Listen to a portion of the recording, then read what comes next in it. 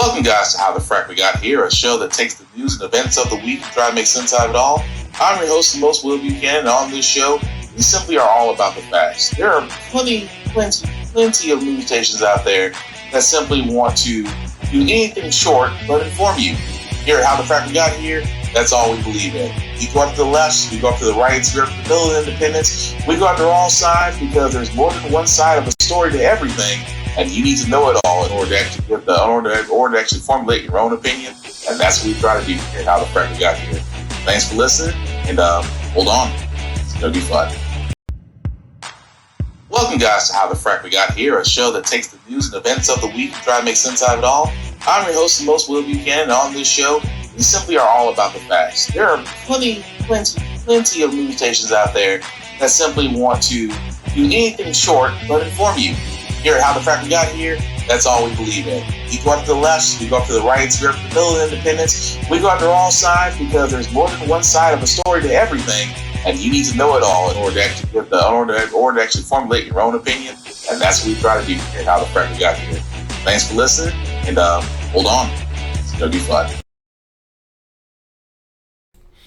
Alright guys, today's date, March 3rd, 2021, and this is How the Frack We Got Here. I'm your host, most Will Buchanan. How the Frack We Got Here. We do take the events of the week so far and try to make sense out of it all. Before I do get started, this is a family-friendly podcast. We try to be, as we try to do curb our language, but sometimes we may show things of a graphic or violent nature, so viewer discretion is advised. Aside from that, welcome. Guess what day it is? Hump Day! Yeah! Terrible. Obviously terrible. I'll never do that again. Anyway, so let's see what we got today, guys. Really not a lot that we'll go over. Just been here for a little bit. Let's start with the most obvious one. To me, is weird, especially if you're in Texas.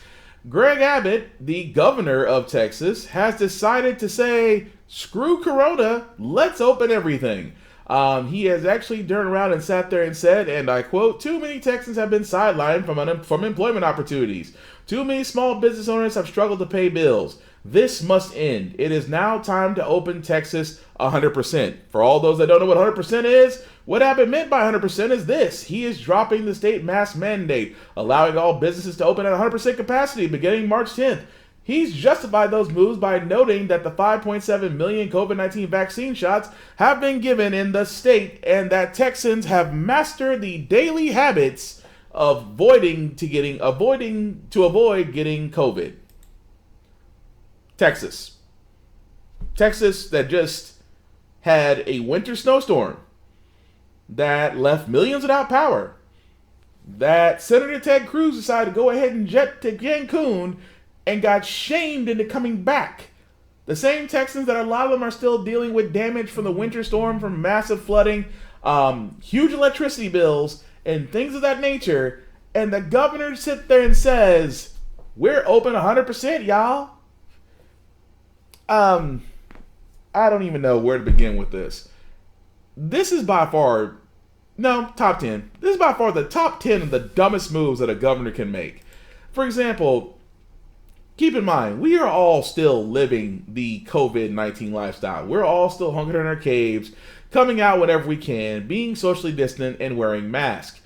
It is amazing to me at this point, when it comes to government officials, that the answers that they seek, because he sat there and said, Texans can't work, small business can't make money, we need to open Texas back up 100%.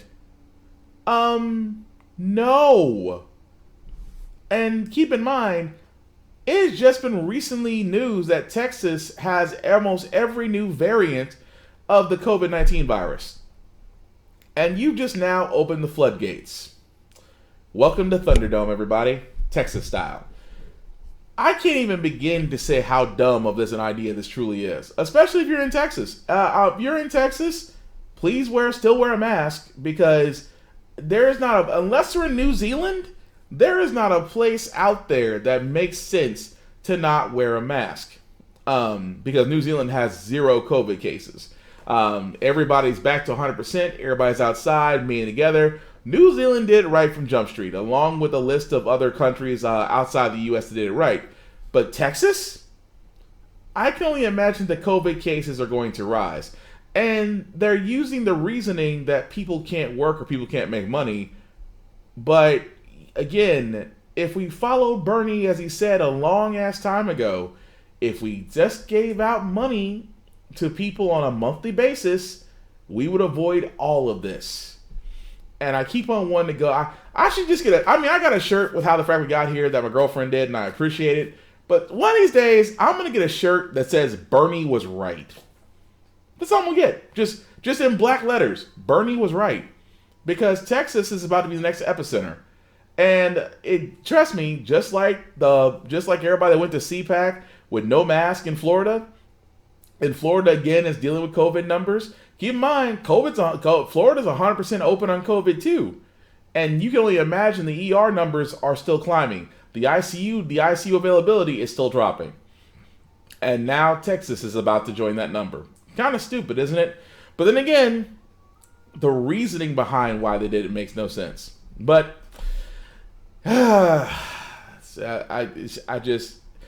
I'm not surprised by Texas. I'm not surprised because it's Texas. I'm not surprised by Greg Abbott. Because keep in mind, this is the same governor just a little over a week ago tried to blame renewable energy for the electrical failures in Texas. Not because Texas is not a part of the national grid. Not because Texas is ran by a greedy corporation that charges people by the bulk load of electricity. Why most Texans may have an electricity bill in the thousands, sometimes double-digit thousands. Oh no, it's just the fact that Texas is ran by idiots. But then again, it's the South. But moving right along, guys. Also in the news this week, I said it, and I didn't want to be the guy that said I told you so. That I said I was worried about the Democrats. I was worried about Democrats because, again, Democrats have a slim majority. And I kept saying if Democrats do get the majority and they do get the presidency, that they need to treat the Republican Party the same way the Republican Party treated them. In the previous 4-year term of President Dorito. But I also sat there and said that the problem with the Democrats is once they get what they want, the actual the fissures open up. The moderate Democrats and the progressive Democrats and everybody else in between start to squabble and fight. Even more so that they can't even confirm Biden's picks, especially this one, which actually would have been a good one. It says, quote, I have accepted Neera Tanden's request to withdraw her name from nomination for Director of Office of Management and Budget. I have the utmost respect for her record of accomplishment, her experience, and her counsel. I look forward to having her serve in a role in my administration. She will bring valuable perspective to the work. I also, Wolf, want to read, I have obtained the letter that Neera Tanden gave to President Biden requesting the withdrawal, and it reads in part, I appreciate how hard you and your team at the White House worked to win my confirmation. Unfortunately, it now seems clear there is no path forward to gain confirmation, and I do not want continued consideration for my nomination to be a distraction from your priorities. So a couple of elements there that are important. One, this was a request by Neera Tanden to withdraw her nomination. One of the big questions over the course of the last 8 or 9 days was if Neera Tanden saw that there was no pathway to 50 votes, would she ask the White House to withdraw her nomination? That is what happened, and I think something clearly occurred to make Neera Tanden decide that there was no pathway to 50 votes at this point. Wolf, as you and Dana know very well, Neera Tanden is no stranger to Washington. She understands this city better than most and certainly understands. So again, Neera Tanden, who was actually going to be in Biden's cabinet if nominated. Keep in mind, if the name sounds familiar, it's because she literally for years gave criticism about Democrats and Republicans. Specifically one specific Senate Democrat's daughter who actually ran Pfizer, which if you remember, Pfizer did raise the rates of certain diabetic life-saving drugs to over 500%, and Neera Tanden talked about Senator Munchin's daughter, who is actually leading of that company of Pfizer, talked very badly about her, which is why Munchin figured, oh, if you're going to talk about my daughter, I'm going to talk about you. And I feel, again, this was because all she needed was 50. It wasn't the Republicans this time. The Republicans had no issue. The Republicans, the funny part, even if they did have an issue with Tanden, the fact that the 50 Democrats on the 50 Democrats on the other side would have confirmed her. The same way the Republicans confirmed 2 Supreme Court picks despite Democrats. But the problem is the Democrats do too much infighting. Again, moderates and progressive Democrats will come together when they want to get elected. But they seem to not be on the same page when you're trying to get the overall party's priorities passed. And I've been saying this, say what you want about Republicans. Say what you want, that they're money-grabbing, corporate-backing, hypocritical, small business, but really for large business type of party. Say what you will. But there's one thing about Republicans that you will never say that the Democrats have a hard time doing. And everybody toes the company line in the GOP. For some odd reason, the Democratic Party, they just cannot seem to get along. And again, their whole idea of not getting along is leading to issues that we actually need to get past. Not only is Tandem being offered a position as in the president's cabinet, but also the STEMI as people like to call it. Yeah, the STEMI. You know why? It's an interesting way of saying stimulus checks. But the funny part is about the stimulus checks, that the House did pass their bill. It is now with the Senate. And unfortunately, there is some news from the Senate regarding the stimulus package. This morning, multiple Democratic sources tell NBC News that President Biden has signed off on modifying the income caps for those $1,400 relief checks that are part of the COVID relief package. That change comes as the Senate is set to take the first steps this afternoon toward passing the $1.9 trillion package. NBC's Garrett Hake back with us from Capitol Hill. And Garrett, again, more breaking news there on the Hill. Why have they decided to implement these new income thresholds? And most importantly, what's it going to mean for Americans who so desperately need those checks? Craig, this was a request from moderate Democratic senators. Republicans have uniformly opposed this bill. They're going to continue to oppose it, likely even with this change here. What this says is the caps for how much money you can make and still be eligible for what would be a $1,400 check has now been lowered. So if we could put up on the screen, we put together a graphic here. Basically, if you're an individual and you make up to $75,000 in a year, you're still eligible for that whole $1,400 check. But unlike in the House version of the bill, where that number started to phase out, it started to step down between 75 and 100,000. That step down now ends at 80,000. You hit that $80,000 cap, no check for you. Likewise, for married people filing jointly, heads of households, the numbers are a little bit different. But what you see here is this long kind of phase out period up to a higher income level has been shortened. I don't yet know if this is going to change the overall price tag of this bill. We'll probably find that out when the CBO releases its report later. But this is, again, moderate Democrats who wanted to more narrowly target the money that they were sending out to the folks who they believe need it the most. Also, the same sources tell us the unemployment provisions of the bill, which had been in discussion to be changed, those expanded unemployment provisions are going to stay the same at that extra $400 per week, Craig. Were those moderate Democrats, Garrett, were they threatening to oppose the president's bill over this? No, I don't think you could call it a threat to oppose here. But again, you have two different constituencies here. A House, which has generally more liberal members, and a Senate Democratic caucus with 50 members, some of whom more moderate, more conservative. And in a 50-50 Senate, Craig, everybody's got to get at least a bit of what they want, or these things slow down. They get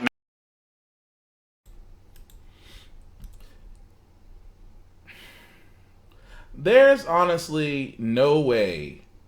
And that's what we're dealing with, folks.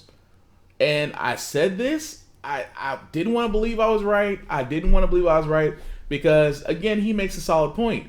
The House of Representatives has more progressive Democrats, while the Senate has more moderate. Now, I've always said the thing about moderate Democrats. Moderate Democrats, if you watch this podcast, I'm going to be honest, join the Republican side at this point. Moderate Democrats are honestly exactly what Republicans are, because there is no other way to say this. Why is it that when it comes to the American people, we have to have a limit? Again, I'm gonna start wearing I'm gonna have a sign that says Bernie was right, or a shirt that says Bernie was right, because Bernie Sanders made it simple: $2,000 to every American until the pandemic passes. There was no restrictions. There was no qualifications. It was simply put, every American should get $2,000 every month until the end of the pandemic. And now, as you can see, for the world to see, guys, that they turned around and sat there and said, when it got to the Senate, mind you, keep in mind, as you just heard, Republicans don't care about making sure we get paid because we're not corporations. We're not corporations and rich people. Republicans don't care. But this is Democrats. These are moderate Democrats that are looking at this and going, do those people really need $1,400? There's a lot of people out there that don't need $1,400. And you know what that sounds like? That sounds like the same Republican rhetoric that Moscow Mitch and Ted Cruz and all of them sat there and said was, we don't want to pay the Democrats' rich friends. Really? You had no problem giving tax breaks to the rich 4 years ago. You had no problem giving tax breaks to corporations 4 years ago. You had no problem out of that crappy paycheck protection program that actually gave more money to religious churches and corporations than they actually did small businesses. That's what it's designed for. But again, it never makes sense to me that in the Democratic Party, and I've said this before, and I'm going to get a list of these moderate Democrats that are against it because they need to be put on blast. You were put in there under the premise of having a majority to actually push through priorities that would help people. And right now, there are a bunch of people out there right now who could not just need $1,400, which again is another point I'm going to make. I'm not hearing continuous checks. And I think that's always been the problem. That you get these people in Congress that'll sit there and say that we need to start getting these people continual money. And they're going to be like, well, how are we going to pay for it? The same way you pay for those other BS bills you push through. But the thing about it is, guys, it's just that the Democrats cannot seem to get it together. I don't know what it is between Pelosi and Schumer and everybody else in between, but it's just like when you have Omar and Sanders and AOC and everybody else saying that we need to push forward with continual monthly checks, and Schumer and Pelosi are quiet, says volumes about this. And keep in mind, this is a very slim majority, and midterms are next year. That majority could be in question. So again, I just don't. It's amazing to me about Democrats that when you finally get your chance to shine, you drop the ball, and then you wonder why everybody goes right back to Republicans next election because you don't follow through on what you say. You easily tomorrow, Biden himself could do an executive order to get monthly stimulus checks put out. I mean, but you also took out the $15 minimum wage rate, which again, I still say was crazy that they caved. They literally and figuratively caved about raising the minimum wage to $15. This should tell you something as an American. They are perfectly okay with installing poverty in our monetary system. They are okay with poverty. Rather you killing yourself, because like I said, every president seems to say this. Nobody should kill themselves for 8 hours a week and be in poverty. Cool. Raise the wage. Oh, well, we have to raise it over time. No, you don't. There have been many studies where other countries have raised the minimum wage, and it's had a greater impact on their economy than raising it in tandem. But again, I guess like I said before, Democrats, like at this point, Democrats are shooting for the bill to be passed by the Senate, which will likely be, and it would be on Biden's desk sometime in mid-March, which means that if anything, you might actually get, if you're qualified for it now, because also, yeah, one other thing about the stimulus checks, it's going off your last tax return, your 2019, not your 2020, your 2019. So a lot of people are going to get shafted because of that. A lot of people who qualify for it now are actually going to get shafted because they're going to go after your last year's returns. So if you made more than what their limits are setting in, and it shows on your 2019 tax form, you're basically hosed. And that's completely unfair. It is completely unfair that millionaires, multimillionaire senators can decide that people who make less than them are undeserving of what they get. here's an idea. Let's actually limit what the senators can make and representatives can make, and also limit the stocks they can have, if they can have any, and also let's give them the same health care they're trying to give us. Let's see how long that stays. At least let's see how long that stays the same. That's all I'm saying. In the meanwhile, this is actually another word that's actually came up. Reparations. And black folks have been looking for reparations for years. I still say reparations can be given to every black person because it's been given to every other minority race on the planet. Why not us? And we all know why. But there is one city in Illinois that's taking a step forward with reparations, basically in the form of housing. Check it out. For the reparations? I will, yeah. And why? Because it's old.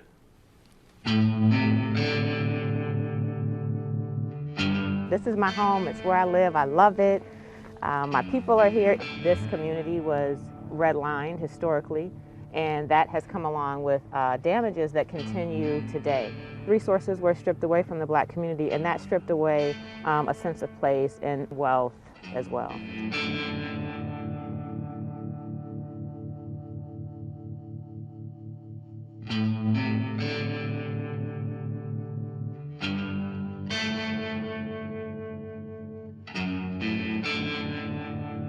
We've been doing the work, and the work that we've done has not produced any relief in the racial disparities that we have. And it was appropriate that we do something radically different to make good on the commitment that we've made to the black community. And reparations was the next thing for us to do.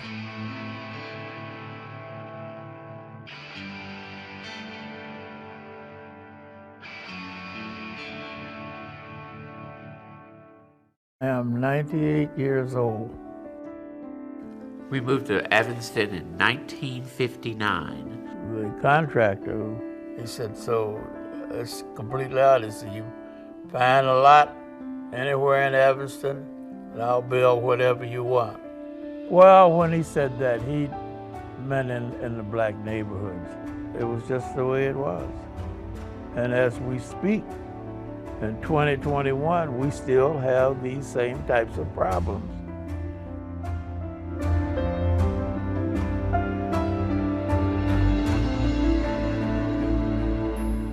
My hope is that families that are currently living here right now today that are burdened get some relief and build some wealth through our reparation program. It's certainly a starter, but you look at housing prices today, is that a down payment? It's a drop in the bucket. You have denied me all my 98 years. Hopefully, before I die, I'll see the world change. And get some reparations. And get some reparations, right.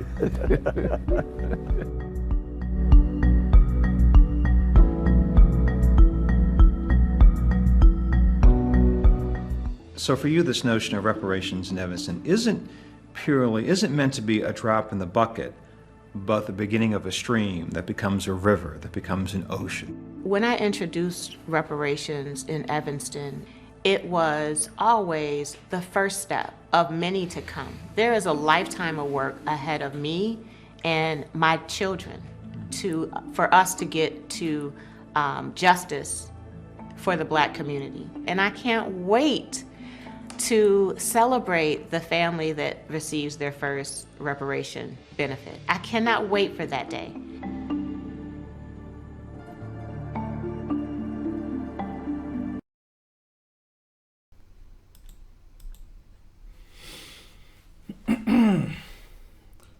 Okay, so that was actually a part of a series, if you want to, it's called Soul of a Nation, which actually just started tonight. But I did want to show that part because, excuse me, a town, like I said, Evanston, Illinois, which is historic just because of the black population that used to be there and the fact of housing during the crisis of the pre-New Deal and things of that nature. I love the fact that what they're doing now is taking reparations as far as making up to $25,000 eligible per resident for housing, which means not just any housing. I mean actually owning your land, getting the so-called 40 acres and a mule, if you will. And that's actually going into effect this year, as it was passed in 2020 and 2019. And now they're moving forward with actually with actually implementing that in their city. Now think about that for crazy. And also, if you do want to watch Fulmination, that's on ABC and Hulu. Like I said, if you haven't had a chance to watch it, you really should. It definitely does bring a lot of history that I didn't know about. And like I said, I don't know everything, but I am a student of history. I do love learning more about our story, just because we don't actually get the opportunity. But when it comes to reparations, you guys heard me say it many a times. It should be it's beyond owed to not only black people, but their children and children's children, and so far and so forth. We are the only minority out there that, when it comes to reparations, and yes, you should cut a check. I have no problem saying that. It should be a check. It should not be, well, how can we help people? No. I hate that. That to me is deflection. Because the thing about it is, if you look up reparations that the U.S. has paid out, you'll notice that they've paid out cash payments. There was no restructuring or looking into how we can help Native Americans or Asian Americans or many other minority groups that have received payments from the U.S. for reparations. They gave out cash. But yet, when it comes to black people and reparations, which we are so very much owed, it always comes down to, well, let's be honest, we're not going to give you money, but you should. It should be money. It should be land. Because this country was built on the backs of slaves. The White House, the U.S. Capitol, was built by slaves. So aside from that, if there is any more reason why reparations should not be made in cash payments to black folks, then let's just be honest. You really have no intention of making sure that we get exactly the 400-year jump start that a lot of people got off the backs of our ancestors. Tell me I'm wrong. Moving right along, though. Dr. Seuss is in the news, and unfortunately, it's not because of a new movie. With the decision to pull 6 Dr. Seuss books from publication because of racist and insensitive imagery. The sales of those books are now skyrocketing. TJ Holmes is here with that story for us. Good morning. Robin, you're Dr. Seuss. People first think green eggs and ham, Cat in the Hat. They don't automatically think first about that other book that depicts a man with 2 slanted lines for eyes running around with a bowl of rice and chopsticks. Yes, that's in a Dr. Seuss book. And that's the type of offensive imagery they're trying to get out of there. And the announcement that they're doing so, well, it made Dr. Seuss yesterday's bestsellers. Dr. Seuss books claimed 9 spots on Amazon's top 10 bestseller list overnight.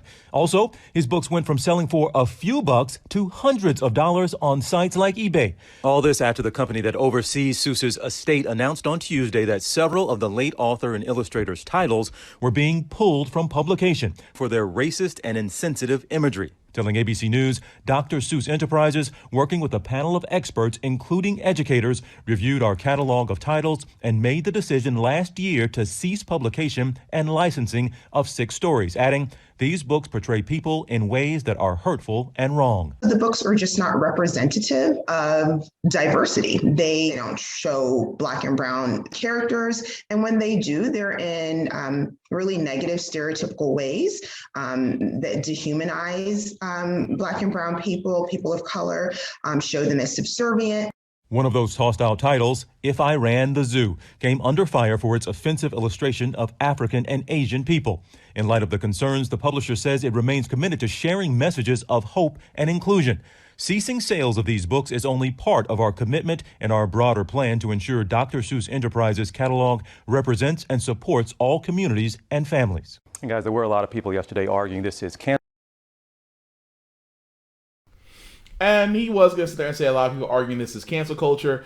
It is not. The reason why it's not cancel culture is because the Dr. Seuss Foundation is the one making the decision to stop this publication. Now, of course, like me, others my age and way older people older than me, we've all read Dr. Seuss. Yes, I remember If I Ran the Zoo. Yes, I remember a lot of other ones. And keep in mind, for all those that don't know, Dr. Seuss, or Thorman as we know, or his actual name, was on a CBS Sunday morning an interview where he sat there and said that yes, he did remember the racist pictorials that he did, and that he felt remorse over them and wish he didn't do that. But also keep in mind at the time, guys, he wasn't the only one doing these drawings. Walt Disney also, if he was alive, What if they answer for Steamboat Willie? You know, Mickey Mouse's first quote-unquote cartoon, and Steamboat Willie, along with a list of other cartoon animators and things of that nature, made some pretty racist content as well. And if you actually go on Disney Plus right now, I think there's some movies where they actually have this thing about, well, you know, back then we do apologize for the misrepresentation of characters and races and things of that nature. We're trying to be more culturally sensitive and all that stuff. And yes, if you go on Disney Plus, I can't remember every movie. I know Aladdin was one. Surprisingly enough, not Princess and the Frog. Princess and the Frog doesn't have that. Aladdin does. I want to say Lady and the Tramp does. Cinderella. Go down the list. But if you go to those Disney classics, you will actually see that come up where they apologize as this movie was. They pretty much said this movie was made in poor taste. Here's my thing. This isn't, like I said before, this isn't cancel culture. I look at it as a as a teachable tool. Like, again, this is just like To Kill a Mockingbird. To anybody that's ever read To Kill a Mockingbird understands it's talking about the racist South. Even the language in it was very choicy. But it's used as a learning tool to that the author wanted to reflect the times that they were living in. What can we learn from Dr. Seuss? That for the simple fact of the matter is that yes, at one point he was doing these things that were racial stereotypes, that were harmful, that were insulting, but eventually were no longer produced. And he again acknowledged it, but we should use that as a teaching tool. See, this is how you want to know how you beat racial stereotypes. You want to know how you beat racism. You want to know how you beat prejudices. Is that you have to show and teach awareness. You have to use it through educational tooling, because it's the simple fact of the matter is the only way you beat ignorance is knowledge. You beat it with knowledge and comprehension. You don't beat it by fire, because all fire is going to do is create more fire. You beat that by teaching history in its purest form. Just like I said about slavery, so many history books now whitewash slavery. When in part, we do need to talk about all America's history. We need to talk about the good as well as the real dark, ugly spots that apparently our current educational system chooses to gloss over. But again, it should be teaching. Now, like I said, it's not cancel culture because this is the company's decision to move forward, and I have nothing against that. I mean, at first, there are going to be, now don't get me wrong, there are going to be some school systems, some have already been reported that they're going to be pulling Dr. Seuss books.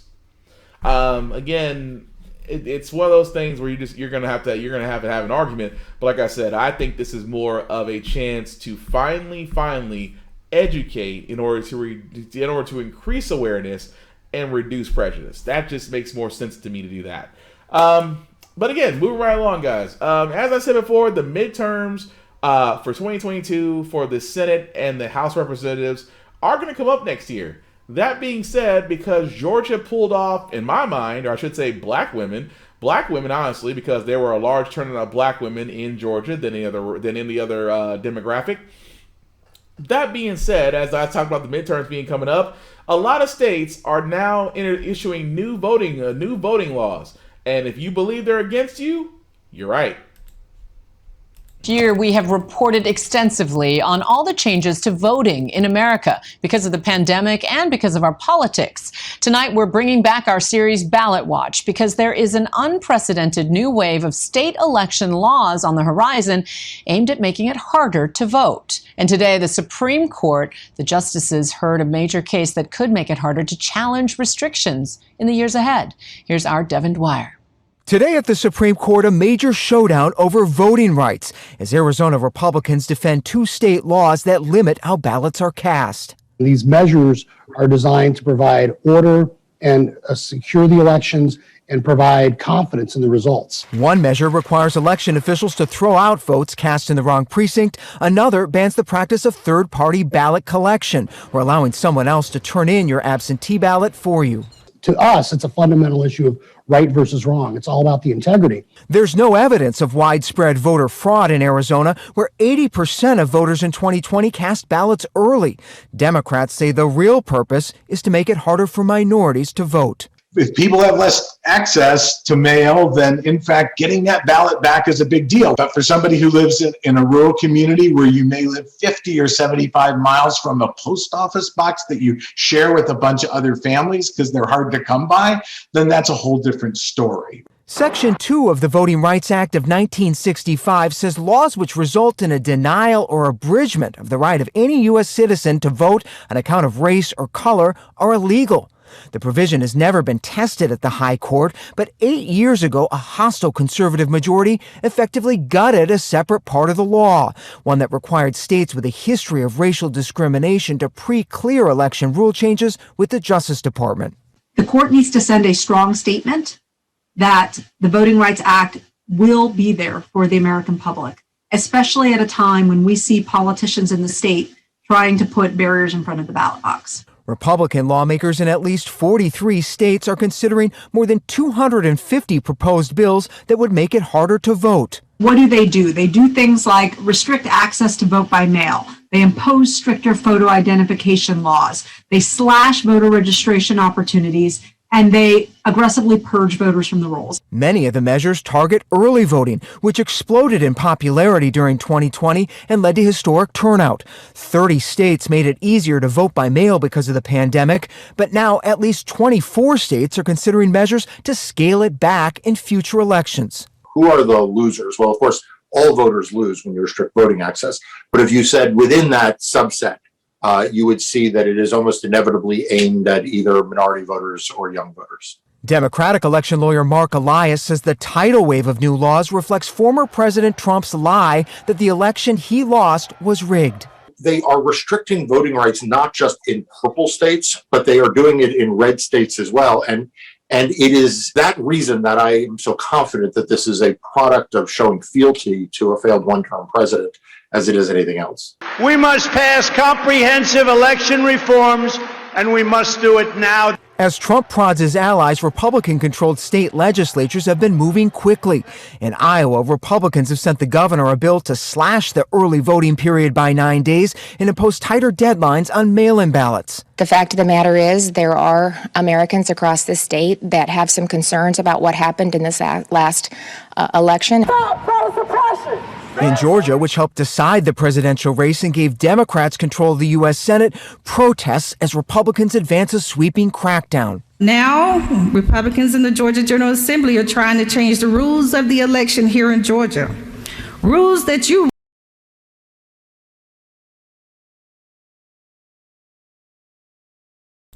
Wow. Either they cut us off in the middle of that or anyway.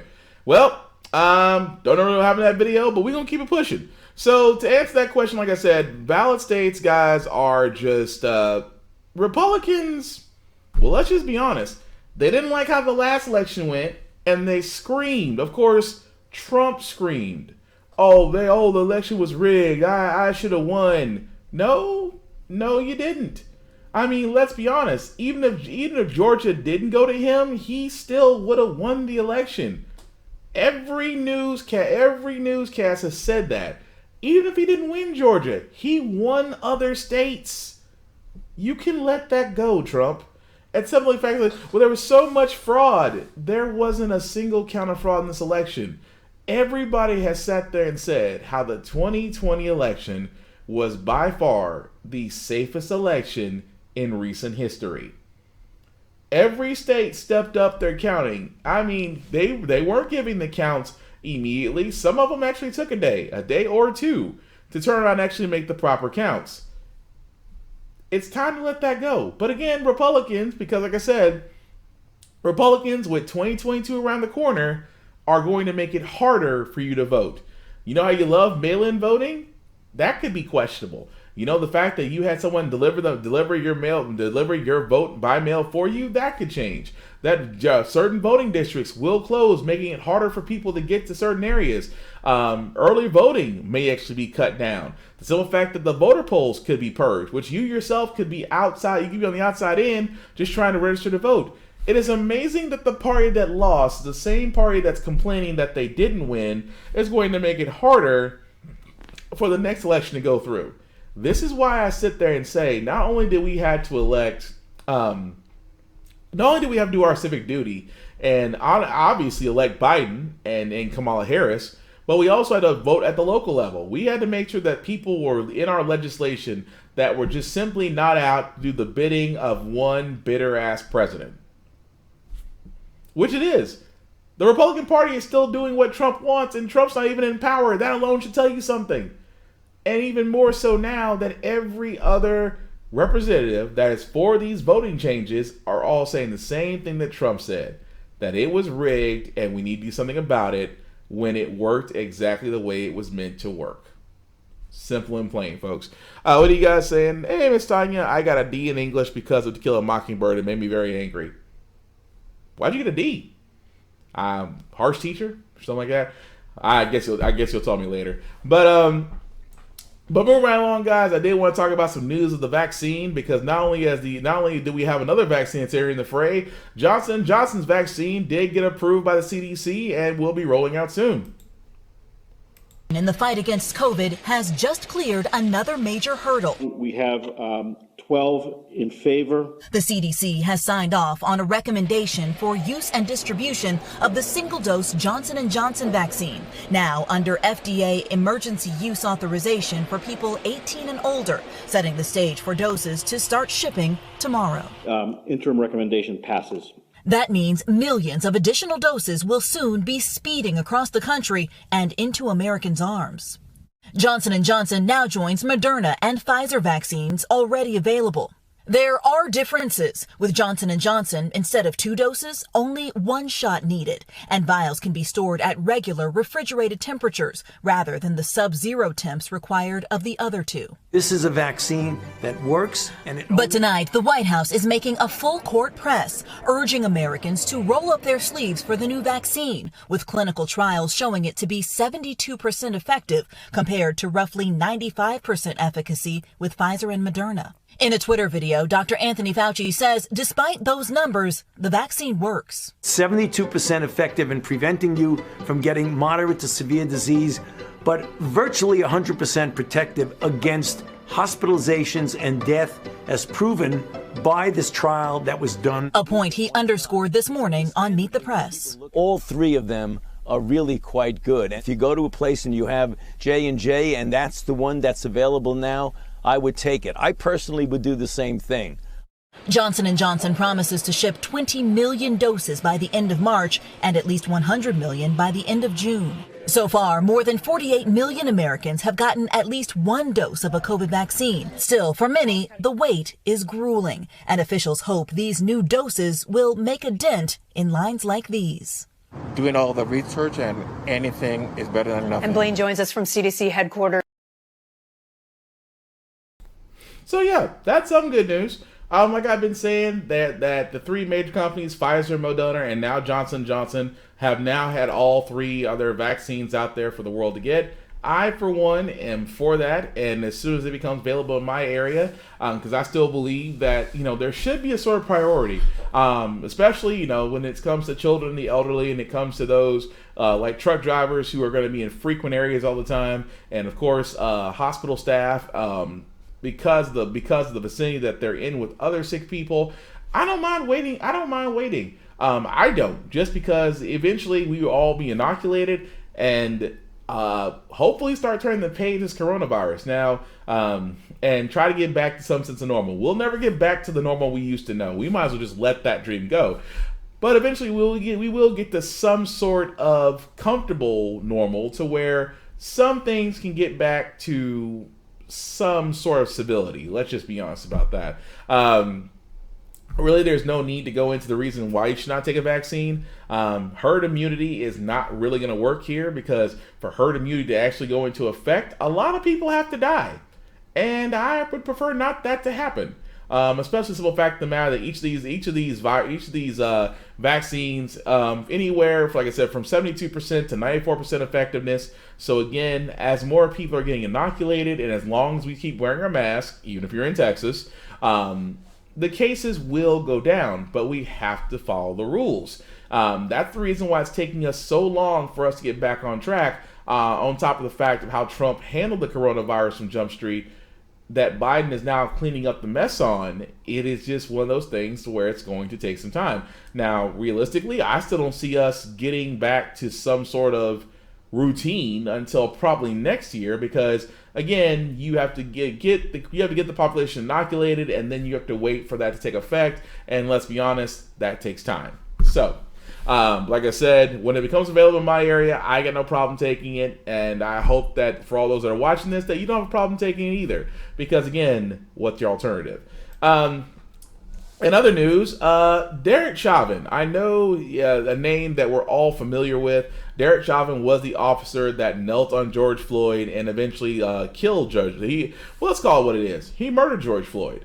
But anyway, a story has come out that multiple people who have had run-ins with Chavin are now, have accused him of the past of deadly force. Just to give you a short stint, one guy that tried to sit there and say that he ran to Chavin just because at the time he was going through identity theft because someone had sold his identity and committed crimes. So he was used to getting pulled over by the cops. One of those cops was Chavin, and of course he figured if he just showed the papers that he said who he was, that he was going through identity theft, there would be no issue. But what wound up happening was Chavin actually broke his window and actually pulled him out by force and tried to slam him on they tried to slam him on the ground. But of course, because the guy was a little bit bigger, I think he said he was 240 pounds. So he did have some weight over Chavin and the other officers. So they of course was put to the ground. And then he sat there and said, I'm going to file a complaint, which he did. And that complaint was looked into by the police and was dismissed because it was not taken seriously. Now, I know a lot of people have had run-ins with law enforcement. I know I have voiced my opinion about law enforcement, and for the simple fact of the matter is, yes, you should file complaints. Now, do those complaints get the proper investigation looked into to see if the officer did have excessive force? I'm going to be honest, no. I mean, just like the story I talked about last week about the guy who was being arrested but was being pulled out of the cop car, and the cop literally closed the door on the guy's head. You could see it on the body cam, and he turned around and filed a complaint, and he filed a vocal complaint, and the officers, even though he was caught on camera doing it, was exonerated and said that the force that was applied was not excessive.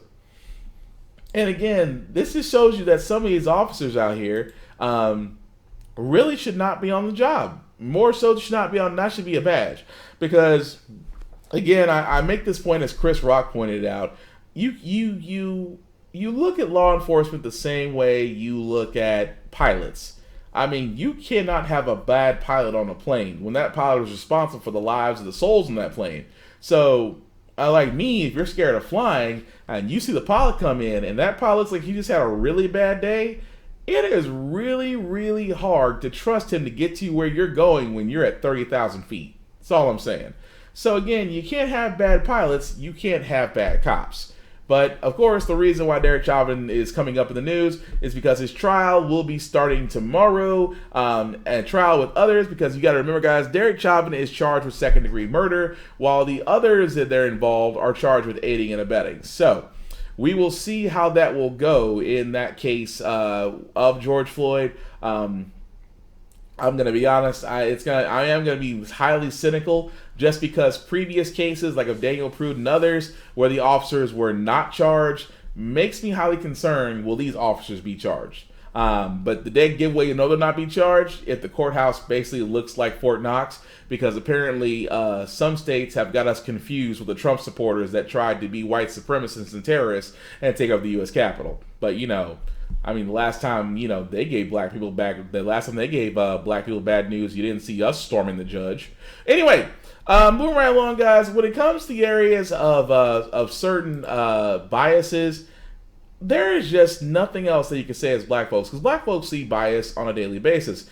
Even more so that a certain doctor has now filed a discrimination lawsuit against Tulane College.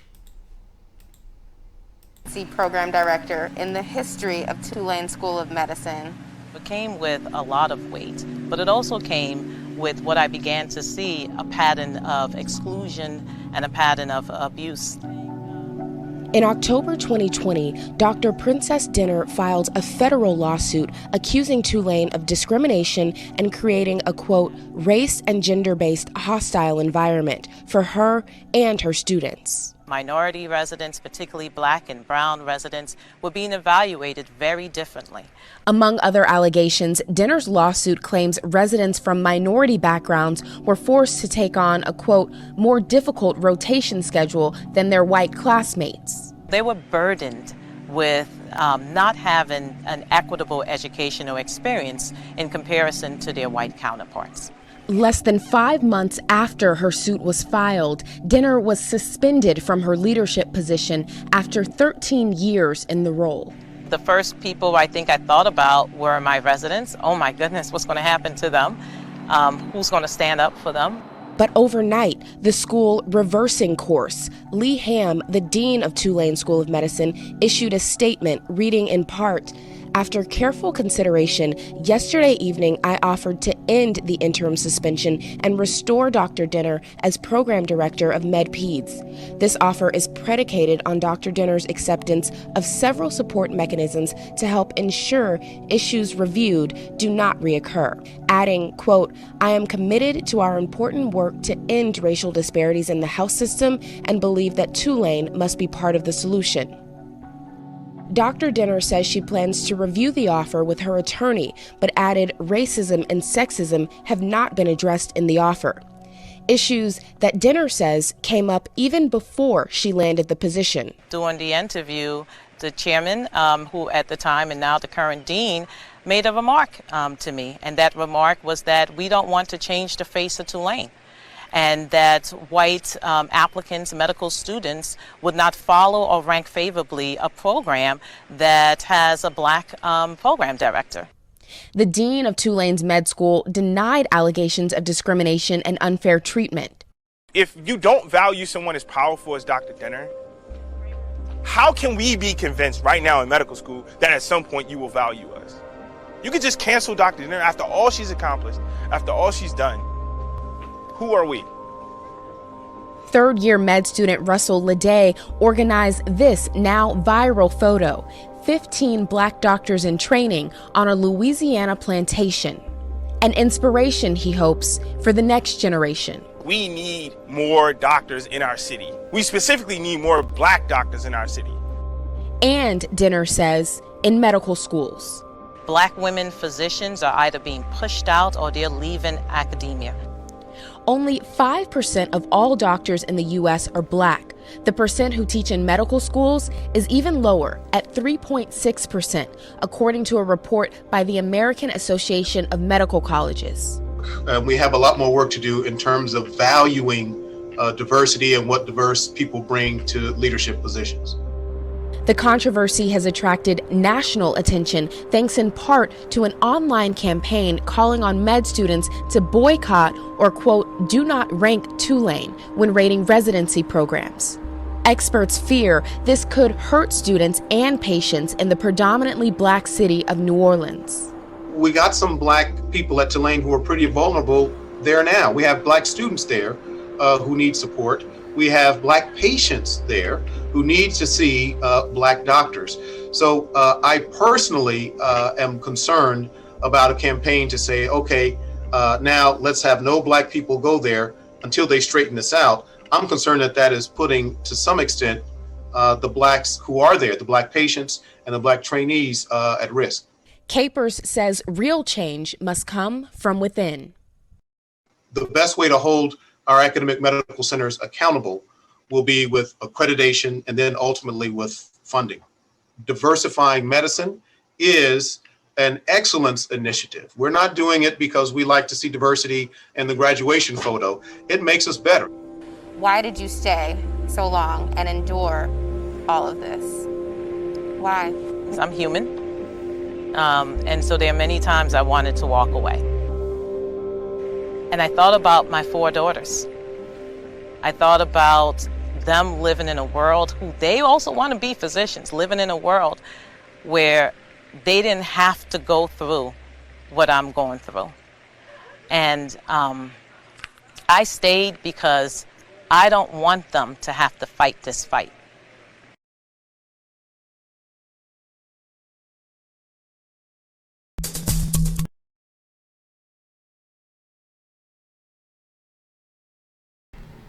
Says a lot, doesn't it? I mean, the simple fact of the matter is that, again, as black people, we do face bias everywhere. Especially, it doesn't matter what position you are. You're not the head. That's like, if you're not the head of it, you're still facing you're going to be facing some adversity and some hesitation. Trust me, for a lot of folks that are watching this right now, we all felt exactly what that doctor felt. Even more so that Tulane is like, oh, well, Tulane, that's like, it never ceased to amaze me about colleges.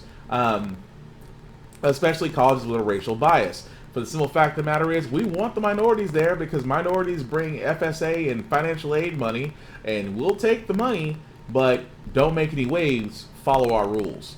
And I've never understood that. I mean, even myself a graduate, I'm not going to say the schools where I've been to where I've seen that, but I definitely have seen that. And all she was basically doing was raising awareness, and it's amazing how when she raised awareness that she was put on suspension. Because it always seems to amaze me that when it comes to higher learning institutions, that they never want to sit there and say, well, we don't want to change the face of Tulane. Well, what's the face?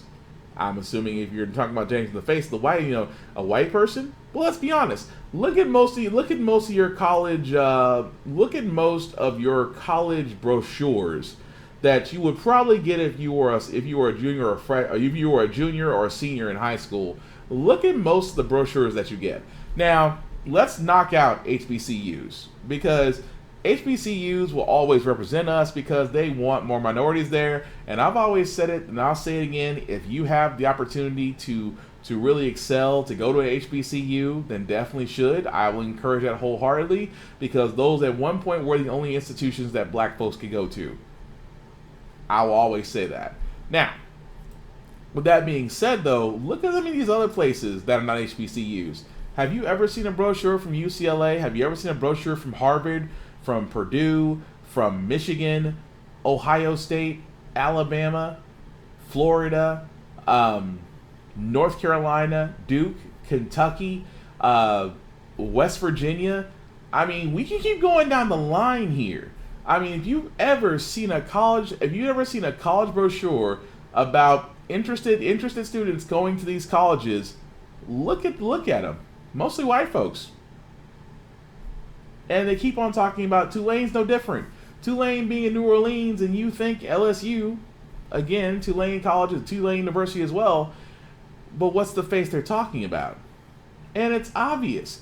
The bias there is implemented. So I commend that doctor for what she did and the students that are behind her. But as the other doctor that said that he said this point out, this may hurt them, true.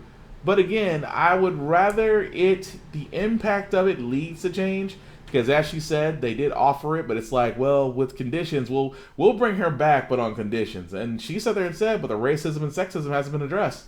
And let's be honest, until that is addressed, there is no progression. That's more like hush money that's been brought into it. And so this is also the other reason why I'm going to go into my next to last story, where in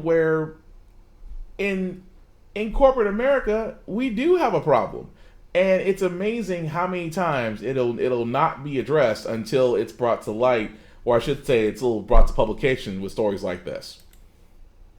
Believes her name may have kept her from getting job offers. When the family therapist put out a resume using the nickname Charlie, she received more callbacks than when she used her first name. It seems like it's a little bit difficult for people to either remember my name or pronounce it correctly, or remember to pronounce it correctly. And so they would often ask for, well, what's your middle name? What's your, do you have a nickname? Which definitely makes me feel ashamed of my name at times. In one study, job applicants with ethnic-sounding names were 50% less likely to receive a callback than those with white-sounding names. The unfortunate fact is that a lot of professionals are starting to feel like that they have to whiten their resume or remove racial descriptors from their resumes. Andrew McCaskill is a career expert with LinkedIn, which found 25% of black professionals feel they would face retaliation for speaking out about race and inclusion at work. Black professionals overwhelmingly responded that things that were barriers to their advancement were not having access to mentorship and sponsorship, not feeling a sense of belonging in the workplace, and finally just feeling like that there was no path for them for advancement. Zachary Nunn says he had to compete harder than white colleagues for the same promotion.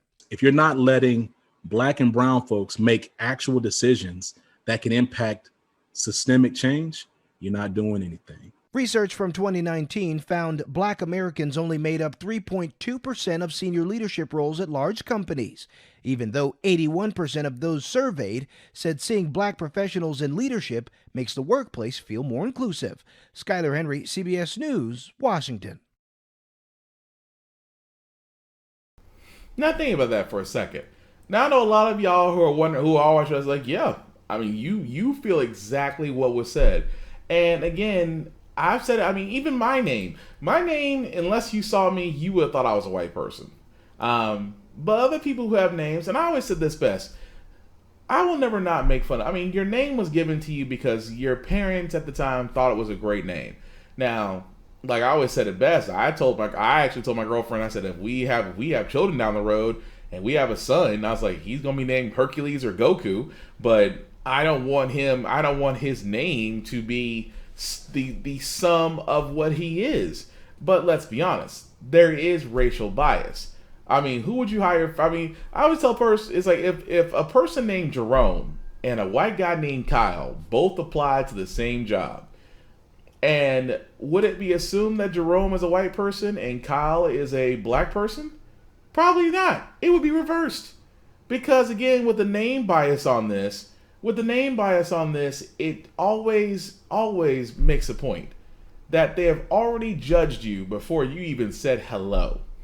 And also, don't even get started about hair, because trust me, hair, the simple fact that we just now had to have a Crown Act in that you will not be discriminated by hair.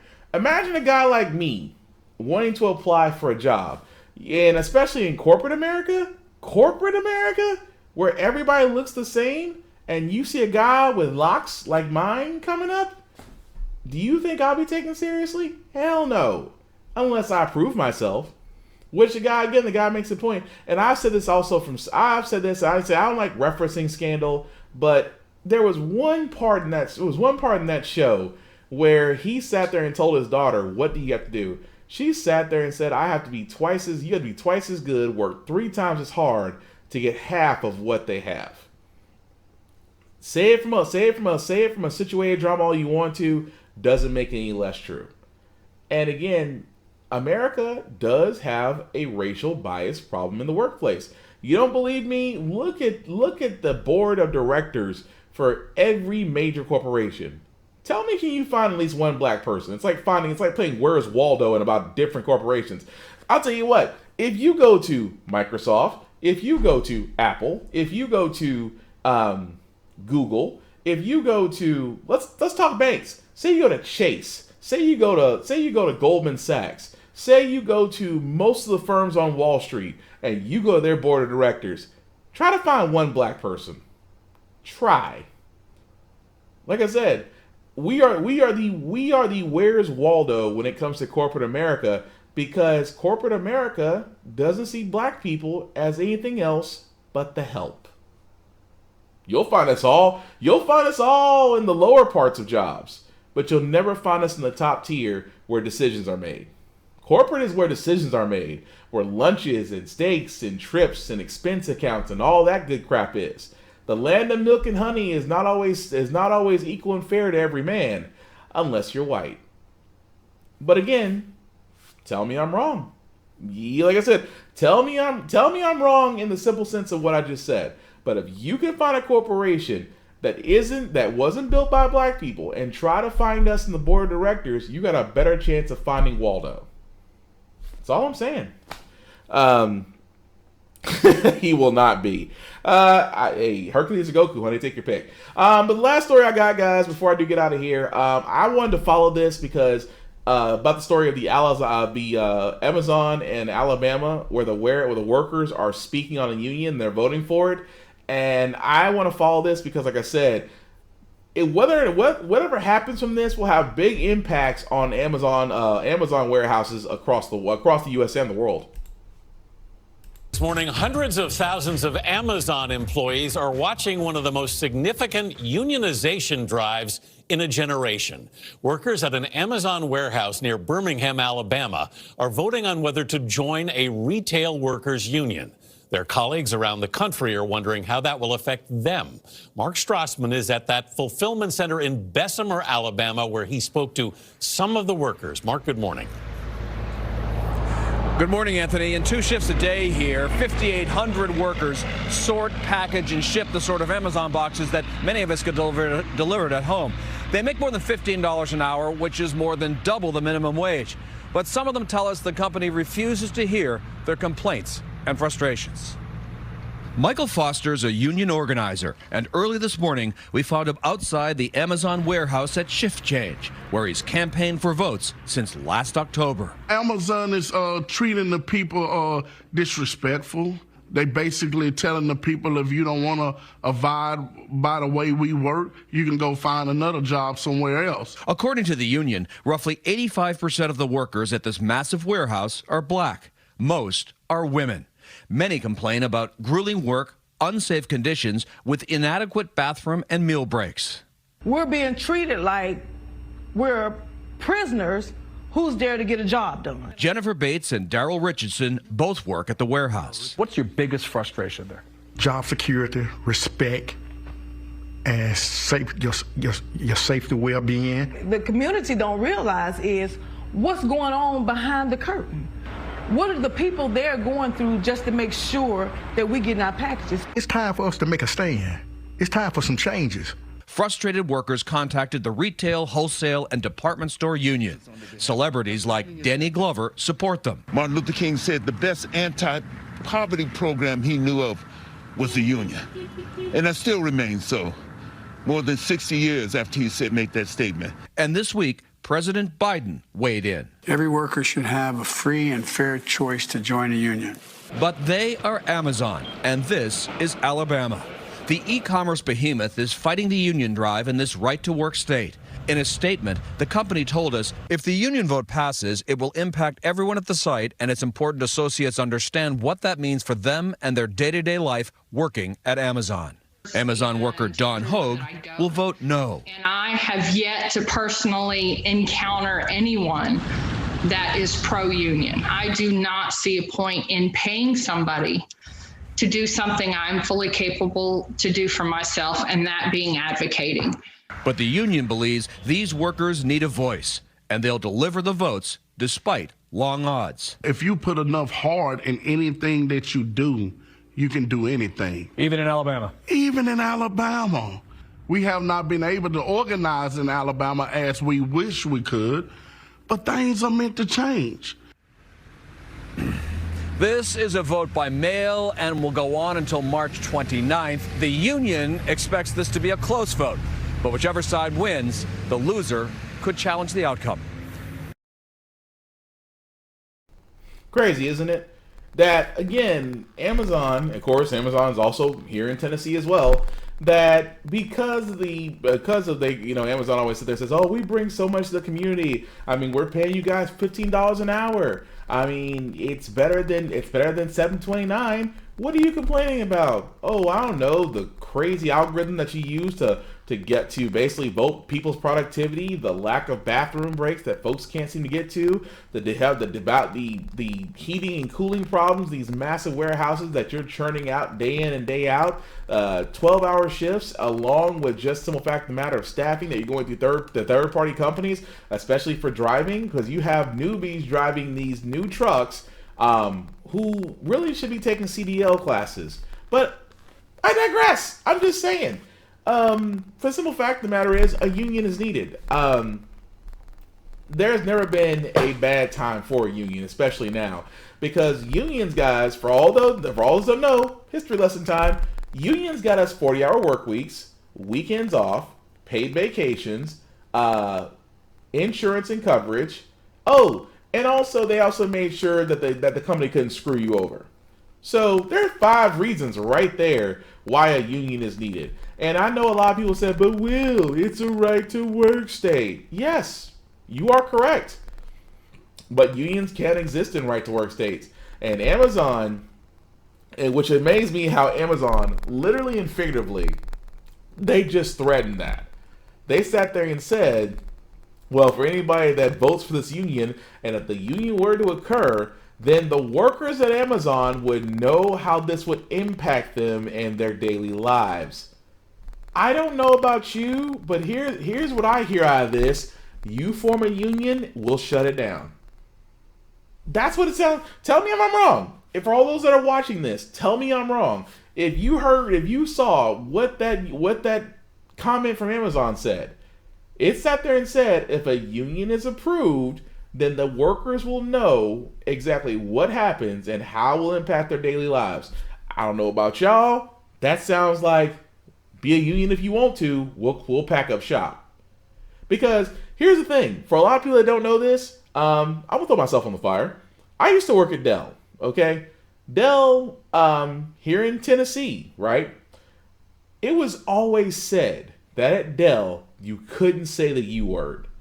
Like, managers and supervisors were on this trip about you could not say the U word. You couldn't say union because Michael Dell at the time, well, he probably still does for all I know, Michael Dell hated the word union. It was even said by our director at the place I was working at. It was said by our director, if Michael Dell found out that we were forming a union here, he would call and have the center closed down, and all the operations would be moved somewhere else.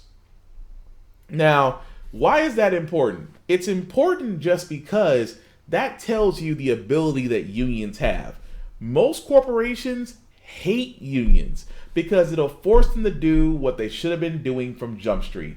So like I said, that's the reason why I'm following Amazon. Amazon is the biggest retailer, let's be honest. Amazon single-handedly has put a lot of retailers out of business, a lot of brick and mortar stores out of business, which is why, you see ship to home from Walmart and Target and all these other retailers, because at first they weren't doing that. Amazon was the only e-commerce one aside from eBay, but eBay is its own bubble. But again, like I said, Amazon, being the online retail giant that it is, put a lot of brick and mortar stores out of business, which means a lot of jobs. And of course, I just found it weird. But again, you got to show the opposition to it as well, that they would find the one person who works for Amazon who will vote no on the union just because she says there's nothing wrong with it.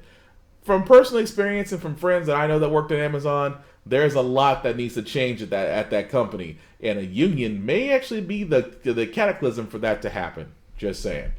But I will keep up with it because, like I said, the vote will not be until March 24th. So we're gonna see how that shakes out. I hope, and I do agree with the guy who says you got a much harder and you put as much heart as you can in anything, it can change. I do dig that. But that's all the news that we have, guys. So we're gonna go into our feel good segment. Like I say, on how the frack we got here. We do cover a lot of things. Sometimes good news, sometimes bad news, sometimes just really soul destruction news, as I call it.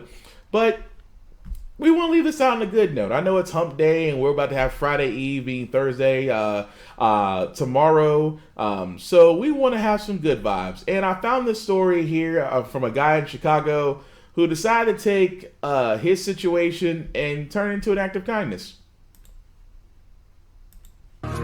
A year of COVID has led to a surge of violent carjackings in several cities. Here in Chicago, the frequency of the crime more than doubled in 2020 to about 4 a day. As CBS's Charlie DeMar reports, one man is trying to help victims 4 wheels at a time. In Chicago, more than 1,400 people were carjacked last year, a crime that spiked in cities across the country. And then the guy told me not to turn around, to give him the keys. Edward Padilla knows the pain. His car was stolen at gunpoint, his life put on hold. I felt a gun behind my back, and the guy telling me to get out the car. You know, I got to ask you why. Man, I just, me being a victim of being carjacked, you know, my heart went out to him. Jermaine Jordan says he's been carjacked 3 times. He owns a car dealership, a car wash, You waiting on free food and groceries? and runs a charity that feeds and houses the homeless on Chicago's west side.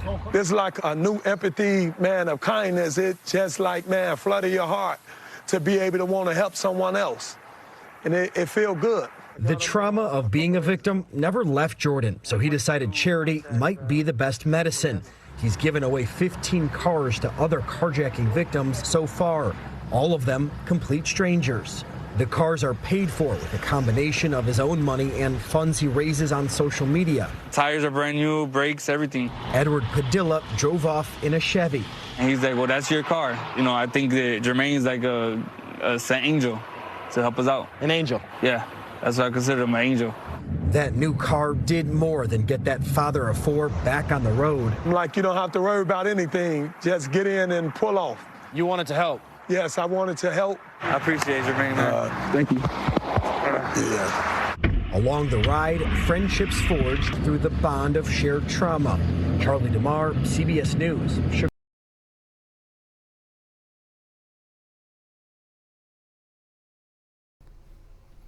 Crazy, isn't it? That the guy who literally owns a car dealership, who owns a car wash and a store, carjacked 3 times in Chicago, which we all heard stories about Chirac. But instead of him, just bottling up, the fact that this man turned around and said, "I'm going to help other people who were in the same situation as me."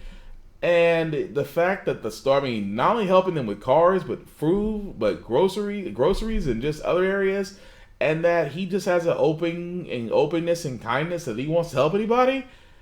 I can't be mad about that at all. I sit there and I'm in awe, really.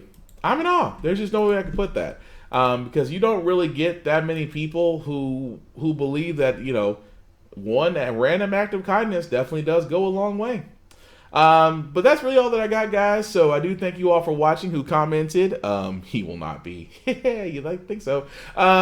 So with that being said, guys, I do want to give a little bit of shameless plugging before I do get out of here. I do want to talk about the fact that all of my shows and links can be found in one spot. That's right, one spot. The link down at the bottom, if you copy and paste that, will take you to my link tree that has the shows for How the Frack We Got Here, Get Bit, my video game podcast, and the Off Limits podcast are all found right there, both the Facebook and YouTube links. So definitely like, share, and subscribe. And like I said, if you know people are into the kind of stuff that I actually show and present, let them know and let them see. Because like I said, I'm all about building this and getting fans and going from that nature. So if you definitely did share and start a watch party, I certainly appreciate that. But also your boy does travel too. I am talking about my other travel page, Uncle Obi's Adventures and More, in which I always sit there and say about Uncle Obi's Adventures and More, everybody wants to travel, especially now with COVID. We are all bundled up. We are all just need to go somewhere, probably somewhere with a beach, probably somewhere with nothing but blue skies and warm sand beaches. Let your boy get you there, because what my mission is in the travel experience is to get you where you want to go, but definitely with just a little bit of money more in your pocket. Because hey, who doesn't like the idea of saving money while actually going on the cruise or trip of a lifetime, whether it's down the street, across the states, or across the pond? Let me be that guy that can actually help you do that. And like I said before, at Uncle Obi's Adventures and More, we just don't sell adventures, we sell great memories. And I do have a $100 referral going still, so if you know anybody that needs to travel, please send them to me. And as long as they book travel with me, whether it's a rental car, hotel, or airfare, or all the above, once they book travel, you get paid. Yes,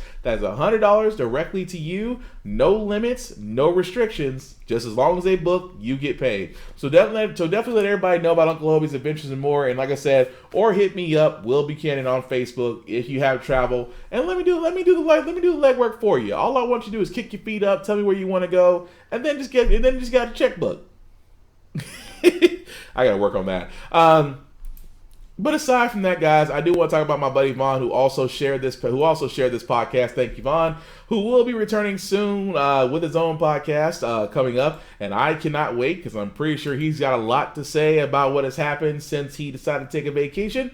But in the meantime, you can go to his Facebook page at BigVZA. And definitely, if you're his friend, definitely go to his video section. If you're not his friend, then add him. He's friendly sometimes. And you'll be able to see his videos that he's done so far. He does have the VST Intercast, which is a news podcast. That news can be music, video games, or trailers. I call him the king of weird trailers, because sometimes he actually finds great trailers. Sometimes he finds trailers why I question why we're friends.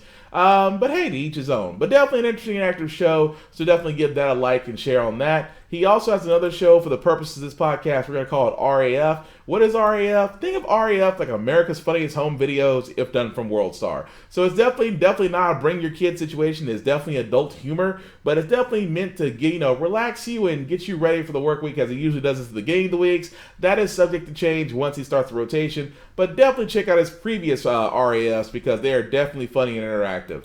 Aside from that, he has another podcast I'm looking forward to when he brings that back, called the Rhythmness Music Podcast. So you can read this over the rhythm, in which me, myself, and others, we do go over albums that either he will bring up or he'll ask us to bring up. And since we're all different on the musical scales, that means there's a difference in taste. But hey, difference in musical taste lead to great conversations, and that's what Rhythmness is all about. And looking forward to doing that with him again. And of course, he does make beats and sell beats. How do I know this? Because he has, I like to call them daily inspirations, called Funkin' Around, in which he makes music like this.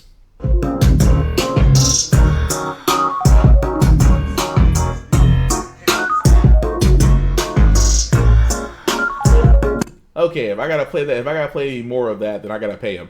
But anyway, that's actually, Vaughn is a beat maker. He actually loves making beats and also loves selling them. So if you did like that beat, all 10 seconds that I played, definitely reach out to Vaughn, because those beats are for sale. So definitely reach out to him, and he'll go from there as far as how you'll be able to purchase those. He usually does Funkin' Around on a daily basis, or sometimes he does it more than twice in a row, depending on how that, depending on when it hits him. And trust me, it hits him a lot. But all of his shows can be found on his Facebook page at BigVZA. Definitely give a like, share, and subscribe, as he will be returning very soon with his podcast. And like I said, I can't wait to get his opinion on a lot of stuff. Now, of course, my scheduling has changed a little bit, guys. Of course, every Wednesday from 8 to 10 p.m. is the midweek edition of How the Frack We Got Here, as you're currently watching right now.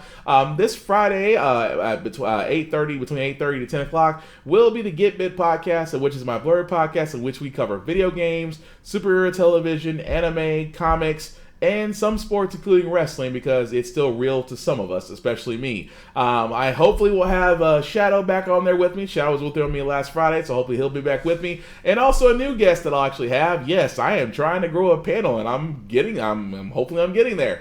But like I said, this Friday at 8:30, of course, live from my Facebook page, William Buchanan, where you'll be able to give it podcast. Of course, Saturday between 10 a.m. to noon is the recap of, or I should say, the weekend edition of How the Frack We Got Here. And of course, we go over all the stories that did occur from Wednesday and on up. And of course, late Saturday night, yes, we will actually have a Offense podcast between 8 to 10 p.m. Like I said, Offense podcast is exactly what the name implies. There is no subject too great, no subject too far out there that we will not go to make a point. And trust me, the one that I have thought up for this one is definitely going to be fun. So like I said, all of my shows can be found linked at the bottom. Definitely copy and paste it there to see the link tree, and you'll be able to see it. So definitely join the Facebook group, join our YouTube group. And like I said, we're just kind of working on Twitch and getting the gaming channel set up. I cannot wait for that to happen. But like I said, guys, like, share, and repeat. And also, if you like what I did, please let me know. If you didn't like what I did, let me know. It's only because I'm trying to make this better for everybody to enjoy,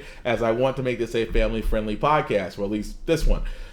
That being said, guys, COVID-19 is still real. Please wear a mask. Please do social distancing. Please only go out unless you have to, and please avoid large crowds. Let's make it easier for the numbers to come down instead of being like Texas is opening everything up, which I can't say anything because there are some counties in Tennessee that are opening up fully, and again, the logic astounds me.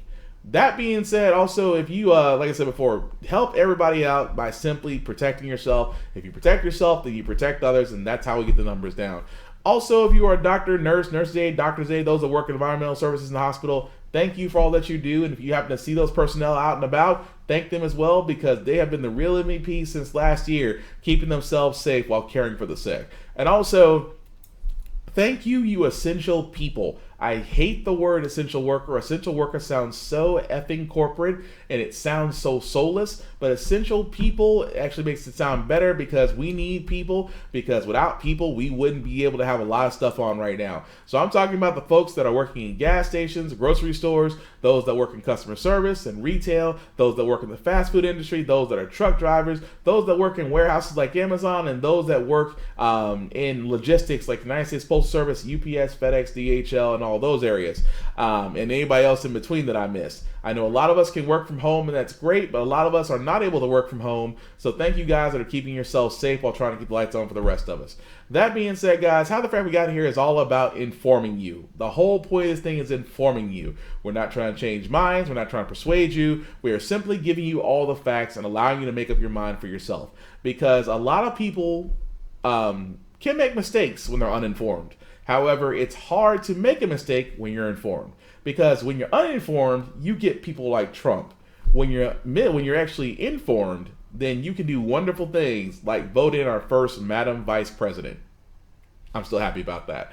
Aside from that, guys, thank you all for watching. Again, if you're watching this live, if you're watching this on the playback, go ahead and comment as if it's live. I still want to know your opinion on a lot of things on here, guys. And aside from that, we made it to Hump Day. Let's hope we can make. Let's try to make it to Thursday and Friday. And like I said, if we take care of each other, we'll get through this. Peace.